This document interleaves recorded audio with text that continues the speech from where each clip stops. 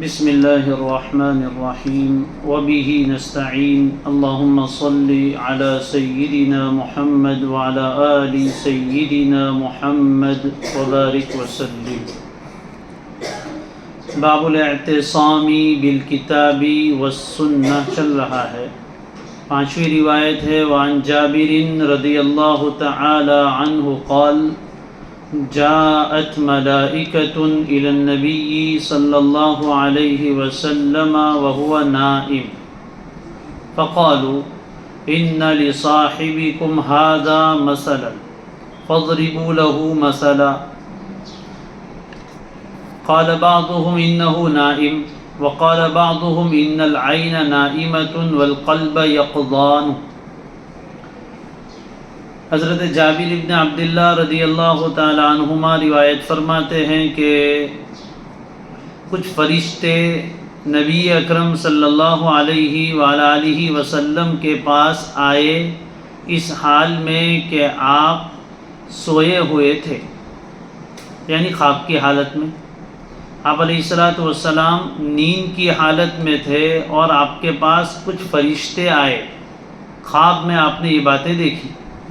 سوال یہ ہے کہ حضور نے خواب دیکھا تو حضرت جابر ابن عبداللہ رضی اللہ تعالی عنہما کو کیسے معلوم ہوا؟ ایک بات تو علماء نے بیان فرمائی کہ حضور علیہ السلام نے بعد میں اپنا یہ خواب صحابہ کے سامنے بیان فرمایا تو حضرت جابر نے سنا اور سن کر بتا رہے ہیں۔ زیادہ واضح بات یہی ہے، جبکہ دوسری بات بھی بعض علماء نے فرمائی ہے کہ حضرت جابر کو بطریق کشف یہ بات معلوم ہوئی۔ خواب تو آپ علیہ السلام نے دیکھا، لیکن حضرت جابر کے سامنے بھی اللہ تعالیٰ نے کشف کے طور پر دل کے اوپر سے بعض مرتبہ کچھ پردے ہٹا دیے جاتے ہیں اور بظاہر نہ نظر آنے والی چیزیں بھی نظر آ جاتی ہے۔ یہ بھی ایک طریقہ ہے، یہ بھی ممکن ہے۔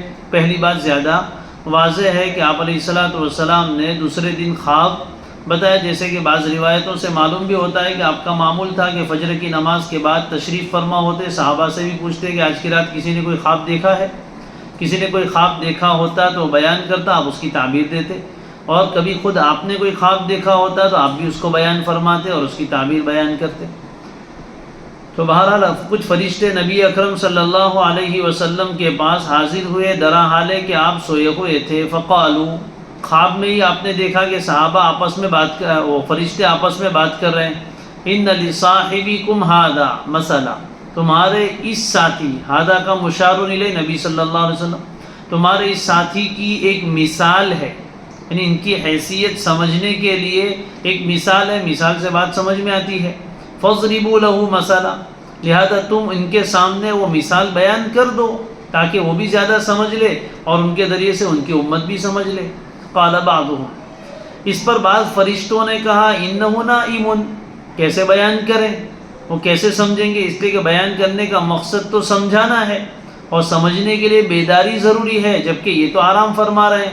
انہ نائم، وہ تو سوئے ہوئے ہیں، لہذا ہم بیان بھی کریں گے تو سنیں گے نہیں، اور سنیں گے نہیں تو کوئی فائدہ نہیں۔ اگر آپ سب سونے لگے تو میرے سبق پڑھانے کا کیا فائدہ؟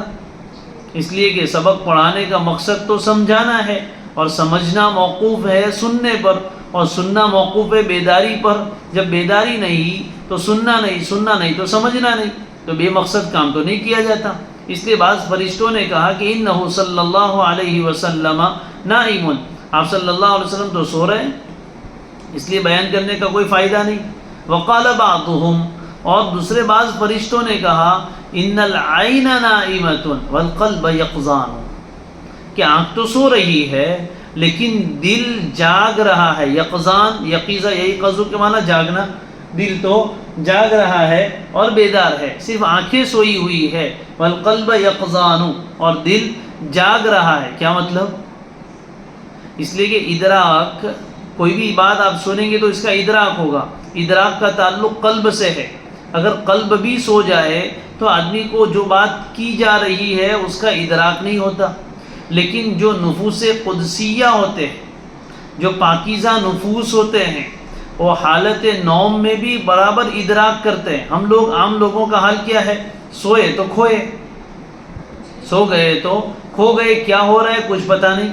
کوئی گھوڑے بیچ کے سو جاتا ہے، کوئی گدھے بیچ کے سو جاتا ہے، یعنی کچھ پتہ ہی نہیں چلتا آزو بازو میں کیا ہو رہا ہے۔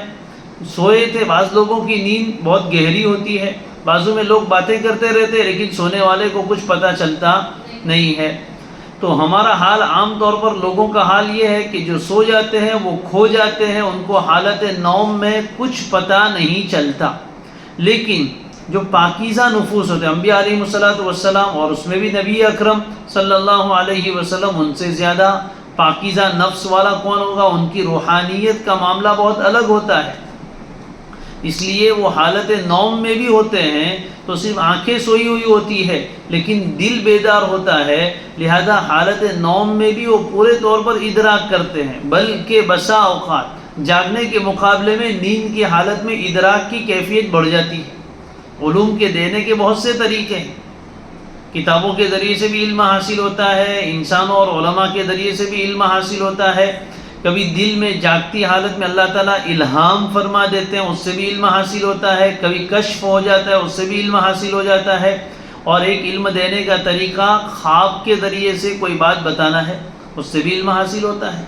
تو فرمایا کہ آنکھیں تو سو رہی ہے لیکن دل بیدار ہے، لہذا بیان کرو، وہ سمجھ لیں گے۔ فقالو، چنانچہ فرشتوں نے مثال بیان کرنا شروع کیا، مثلہ کمثل رجل بنا دارا وجعل فيها مأدوبة، دال پر ضمہ پڑھنا ہے، وبعث داعیا، ان کا حال ایسا ہے، یہ تشبیہ مرکب ہے، ان کا حال ایسا ہے جیسے کہ ایک شخص ہے جو بہت بڑا آدمی ہے، بادشاہ ہے مثال کے طور پر، بنا دارن، جس نے ایک بہت بڑا دار اور گھر بنایا۔ دار کہتے ہیں ایسے گھر کو جس میں کچھ عمارت بھی ہو، کچھ اوپن ایریا بھی ہو، جس کو ہمارے آج کل فارم ہاؤس کہہ سکتے ہیں، جس میں کچھ عمارت ہوتی ہے، کچھ اوپن ایریا ہوتا ہے۔ تو ان کی مثال ایسی ہے جیسے کہ کوئی ایک شخص ہے جس نے ایک بڑا گھر بنایا، وجعل فیہا مأدوبۃ، اور اس نے اس گھر میں ایک دسترخوان لگایا۔ مأدوبۃ دال کے ضمے کے ساتھ پڑھنے کا، اس کے معنی وہ عام کھانا جس کے لیے لوگوں کو بلایا جاتا ہے، کھانا تیار کیا دعوت کا، اس نے اس گھر میں ایک دعوت کا پورا انتظام کیا۔ اب دعوت کا کھانا تو لگ گیا، دسترخوان تیار ہے، لیکن کھانے کے لیے تو لوگوں کو بلانا پڑے گا نا، تو اس کے لیے بعث داعیا، اس نے ایک دعوت دینے والے کو، داعی دعوت دینے والا، لوگوں کو بلانے والا، اس نے ایک داعی کو، ایک بلانے والے کو، دعوت دینے والے کو بھیجا کہ جاؤ سب لوگوں کو بلا کر لاؤ میرے گھر کہ کھانا تیار ہے، آ جاؤ کھانے کے لیے۔ اب وہ آدمی گیا، وہ داعی گیا اور جا کر اس نے لوگوں کو دعوت دی، جملہ محذوف، فذهب ودعا الناس، وہ گیا اور اس نے لوگوں کو دعوت دی کہ مدرسہ اصلاح البنات میں دسترخوان لگایا جاؤ۔ فمن اجاب الداعیہ، اب جن لوگوں تک یہ بات پہنچی ان کی دو قسمیں، کچھ لوگ تو ایسے ہیں جس نے اس داعی کی بات قبول کی، داعی کی دعوت پر لبیک کہا کہ جی ابھی آتے ہیں۔ فمن اجاب الداعیہ، اب جو آدمی بھی اس دعوت دینے والے کی دعوت قبول کرے گا، دخل الدار، تو وہ اپنے گھر سے نکلے گا اور اس دار میں جو بنایا ہے، جس میں دسترخوان لگا ہے، اس میں داخل ہو جائے گا، اور جو اندر داخل ہوگا اکل من المأدوبہ، اس دسترخوان سے کھائے گا۔ کچھ لوگ ایسے ہیں جنہوں نے اس کی دعوت ہی قبول نہیں کی، ومن لم یجیب الداعیہ، اور جن لوگوں نے اس دعوت دینے والے کی دعوت قبول نہیں کی اور یہ کہا نہیں تم جھوٹے ہو، کچھ دسترخوان نہیں لگائے، ہم تو نہیں آنے کے، تو ظاہر ہے وہ اپنے گھر سے نکلیں گے نہیں، جب نکلیں گے نہیں تو اس دار میں لم يدخل الدار، اس دار میں داخل نہیں ہوگا، ولم یاکل من المأدوبہ، اور نہ جب وہ داخل نہیں ہوا تو اندر لگے ہوئے دسترخوان سے کھائے گا کیسے، اور وہ دسترخوان سے کھا بھی نہیں پائے گا، نعمتوں سے لطف اندوز نہیں ہو پائے گا۔ یہ تو سب مشبہ تھا، تشبیہ جس کے ساتھ دی گئی۔ اب مشبہ بھی کیا ہے، کس کو کس کے ساتھ تشبیہ دی جا رہی ہے، تو اب آگے بیان کیا، فقالو، فرشتوں نے کہا، اوِّلُوہا لہو، اوِّلُوہا لہو، اس خواب کی یا اس مثال کی ان کے سامنے وضاحت کرو۔ اول یؤول تعویل، اسی کو اپنے یہاں تعبیر بول لیتے ہیں، تعویل کے معنی بات کو ٹھکانے لگانا، کسی بھی بات کا صحیح مطلب نکالنا۔ وَكَذَلِكَ نُعَلِّمُكَ مِن تأویل الاحادیث، حضرت یوسف علیہ السلام کو تأویل احادیث کا علم دیا تھا، یعنی باتوں کا صحیح مطلب نکالنا. تو فرشتوں نے کہا اویلوہا لہو، اس خواب کی ان کے سامنے تأویل بیان کرو، توضیح کرو، معنی بیان کرو، تفسیر کرو. یفقہا، تاکہ وہ اس کو سمجھ لے، فقیہ یفقہ سمجھنا. فقال بعضهم، واپس وہی بات آئی، انہ نائم، بعضوں نے کہا کہ یہ تو سوئے ہوئے ہیں، کیسے سمجھیں گے. وقال بعضهم ان العین نائمۃ والقلب یقظان، نیند آنکھیں تو سوئی ہوئی ہے لیکن دل بیدار ہے. سمجھ میں یہ بات کیوں واپس دہرائی گئی؟ کرروا ھذا، تاکہ سننے والوں کو اس پر تنبیہ ہو جائے کہ یہ حضور کی بہت بڑی منقبت ہے، بہت بڑا کمال ہے کہ حالت نوم میں بھی آپ بالکل پورا ادراک کرتے ہیں. فقالوا، کہا ٹھیک ہے چلو توضیح کرتے ہیں. اب اس میں دیکھو، ایک تھا رجل، دوسرا تھا دار جس کو بنایا تھا، تیسرا ہے مأدبہ، اندر لگایا ہوا دسترخوان اور نعمتیں، چوتھا تھا داعی، دعوت دینے والا. اب کس سے کون مراد ہے وہ سمجھ لو.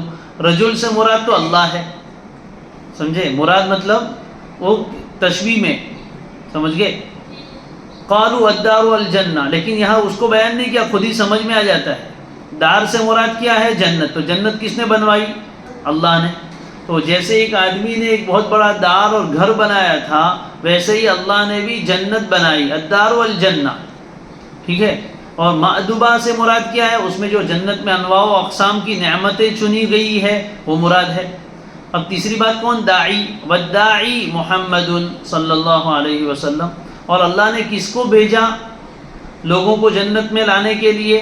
نبی صلی اللہ علیہ وسلم کو. محمد الرسول اللہ صلی اللہ علیہ وسلم داعی ہے، دعوت دینے والے. وداعیا الی اللہ باذنہ، قرآن میں ہے، آپ اللہ کی طرف، جنت کی طرف لوگوں کو بلانے والے ہیں. فمن اطاع محمدا فقد اطاع اللہ، تو جس نے حضرت محمد صلی اللہ علیہ وسلم کی اطاعت و فرما برداری کی، اس نے اللہ کی اطاعت و فرما برداری کی. ومن عصى محمدا فقد عصى اللہ، اور جس نے محمد صلی اللہ علیہ وسلم کی نافرمانی کی اس نے اللہ کی نافرمانی کی. لہذا جو حضور کی بات قبول کرے گا وہ جنت میں جائے گا، اور جو جنت میں جائے گا وہ اس کی نعمتوں سے لطف اندوز ہوگا. اور جو حضور کی بات قبول نہیں کرے گا، تکذیب کرے گا، جھٹلائے گا، وہ جنت میں داخل نہیں ہوگا. اور جو جنت میں داخل نہیں ہوگا وہ وہاں کی نعمتوں سے لطف اندوز نہیں ہو پائے گا. ومحمد صلی اللہ علیہ وسلم فرق بین الناس، ومحمد صلی اللہ علیہ وسلم فرق بین الناس، دونوں طرح پڑھا جا سکتا ہے. فرق پڑھے تو مصدر ہے، مصدر مبالغتاً لایا گیا ہے، اس لیے بین صدور فارق، فرق کرنے والے. محمد صلی اللہ علیہ وسلم لوگوں کے درمیان جدائی کرنے والے، یعنی حضور کے ذریعے سے لوگ دو حصوں میں تقسیم ہو جائیں گے، ایک ماننے والے ایک نہ ماننے والے، ایک مومن ایک کافر. تو حضور فارق ہے، حق و باطل کے درمیان، مومن و کافر کے درمیان، جنتی و جہنمی کے درمیان فرق کرنے والے محمد صلی اللہ علیہ وسلم ہیں. یعنی حضور کو جو مانے گا وہ جنتی، جو نہیں مانے گا وہ جہنمی. حضور کو جو مانے گا وہ مومن، جو نہیں مانے گا وہ کافر. اور دوسرا کیا پڑھا گیا؟ محمد فرق، ماضی کا صیغہ. اور محمد صلی اللہ علیہ وسلم نے لوگوں کے درمیان فرق کر دیا کہ کون مومن ہے، کون کافر، کون جنتی ہے، کون جہنمی. لہذا جس کو بھی جنتی بننا ہے، جس کو بھی جنت کی نعمتوں سے لطف اندوز ہونا ہے، اس کو حضور اکرم صلی اللہ علیہ وسلم کی اطاعت و اتباع کرنی پڑے گی. اور حضور کی اتباع کا ہی نام ہے اعتصام بالکتاب والسنہ. اللہ تعالی ہم سب کو نصیب فرمائے.